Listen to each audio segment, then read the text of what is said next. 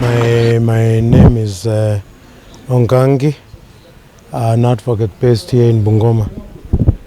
This morning we were in court before the judge, High Court 2, and my mother was the one which was ongoing, and I was cross-examining the witness.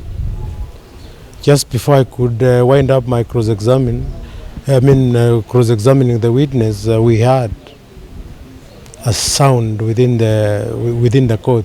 We didn't know exactly what it was. We stood and watched, waiting and see what was. Later, in a few seconds, we saw blood just next to where other advocates were sitting. That is when we realized that there is an issue here. We ran out of the court. Some of the officers were injured, and 2 or 3 litigants were also injured. Some of us escaped without any injury. We thank God because it was an incident which got everybody in that court off guard. Yes. And I think, in my opinion, it was not deliberate, because this police officer was just standing talking to one of the officers. In that situation is when I think I don't know whether it got triggered or it was what happened, and the gunshot took a scared. I may not be able to comment on that because we don't know the arrangements. We all here in court, we also require the security, and that was part of the security within the court premises. So the only issue maybe is that they should be very careful when they're handling their tools of operation, or their tools. That's what I can say. Leo nilikuwa kotini, kuna kesi ilikuwa inaendelea ya mwanafunzi wa shule yangu, na wakati ilipotimia saa 5 kesi ikiwa inaendelea, nikasikia mlipuko mkubwa. Ikabidi watu wote tulikuwa hapo ndani tuweze kutoka nje. Na wakati nilikuwa natoka nje, nikaanza kusikia maumivu kwa miguu zangu zote mbili. Kuangalia hivi, nikapata kuna maumivu, majeraha, alafu damu ikawa inatoka.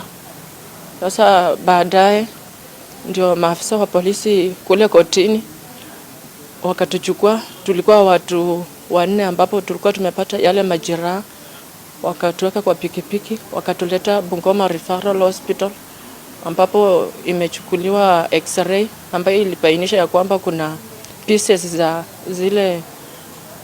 zile bullets zilikuwa ziko hapo ndani kwa majeraha. Tusikia tu mlipuko tup, na watu wakaanza kukimbia. Ndio hiyo sasa nikapata risasi kwa miguu. Sasa hapo kila mtu alichanganyikiwa, na ni maafisa wa usalama wakakuchukua kwa pikipiki wakakuleta mpaka hapa Referral Bungoma. Sasa nimetibiwa, sasa niko narudi nyumbani. Sasa hapo sijui ilikuwa mtego gani, kwa maana sasa mimi nimeumia. Mimi nilikuja kuangalia maneno ya kesi, kuja kutibiwa. Sasa nimehangaika, sasa hata sasa kutoka hapo mpaka Kibochi, sasa nitakanyaka na mnakani pasikili. Mimi niliona kama mkuu na kitembea fiatu inateleza, kumbe tamu ilikuwa inaloa mpaka ndani ya fiatu. Ndio nikaambiwa, ndio nikajua kumbe nilikuwa nimepigwa risasi. Upande wa security huenda umesembea. Natakana wawe macho kwa vile hiki incident kama hii inaweza kuwa hatari, sababu sisi tunategemea serikali. Sasa serikali ikilegeza, najua sasa raia tunaumia. We have earned one incident today at around 11:30 at Bungoma Law Courts, and specifically High Court number 2. One DCI officer, who is an investigating officer, IO, in a case, accidentally discharged 1 round of ammunition from his Seska pistol, and that round ricocheted and injured slightly the following people. One prison officer who was injured at the shin slightly, and two male civilians and another female civilian, both slightly. It is not serious. And the officer himself was also injured on the hip, where he endorsed the firearm. We have visited the scene and processed it.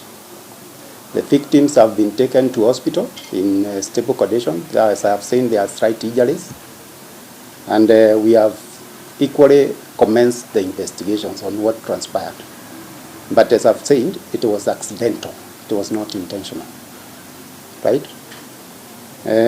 We want to reassure the judiciary of their safety and cooperation in this matter. And we are going to do everything possible to ensure that this kind of an incident doesn't occur in future.